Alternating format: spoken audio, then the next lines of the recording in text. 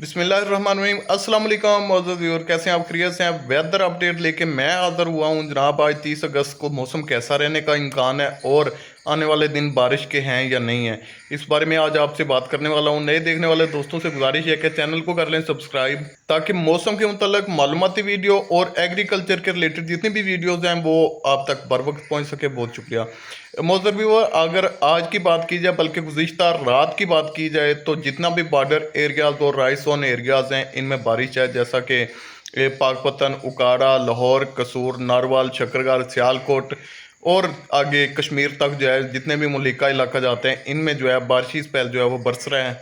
अगर आज दिन की बात की जाए तो आज दिन के औकात में भी जो है वो मोतदिल से अच्छी खासी बारिश होने के वाज़े इम्कान आते हैं।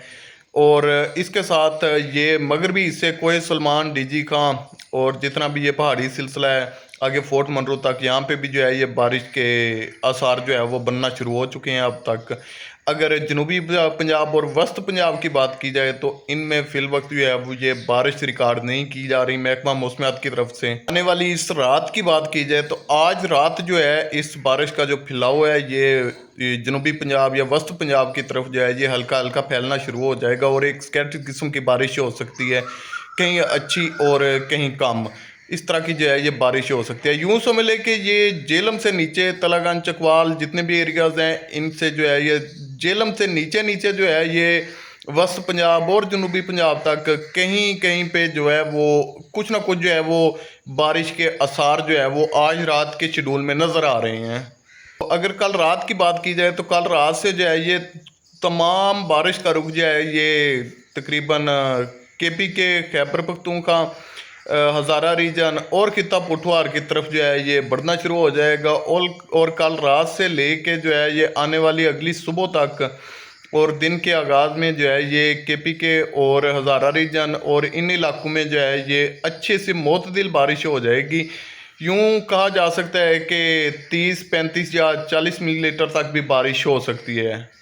तो इनमें ये है कि कोई बहुत ज़्यादा बारिशी आसार तो नहीं है, लेकिन ये है कि बारिश होनी तो है किसी हद तक। 1 सितंबर की अगर बात की जाए तो 1 सितंबर को जो है यही बारिश जो है ये रिटर्न होकर राजस्थान एरियाज़ में आ जाएगी, जैसा कि शकरगढ़, नारवाल, सियालकोट, हाफजाबाद, डस्का, कसूर, उकाड़ा, लाहौर, पाकपतन इन साइडों पे। और बारिश जो है ये इंडिया की तरफ बहुत ज़्यादा होगी, लेकिन 1 सितंबर को जो है अपने जितने भी बॉर्डर एरिया या मशरकी पंजाब का जितना भी बॉर्डर एरियाज़ की बात की जाए तो इनमें जो है ये बारिश वापस आ जाएगी।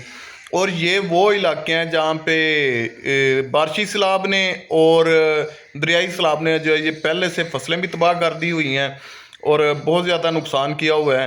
तो इन पे जो है एक बार फिर से जो है ये अब्रे करम जो है वो बरसना चाहती है। तो अब बहुत सारे दोस्तों के जहन में ये बात आ रही होगी कि इस बारिश से जो है ये फिर से बारिशी सैलाब आने की सूरत हाल बन सकती है या नहीं बन सकती।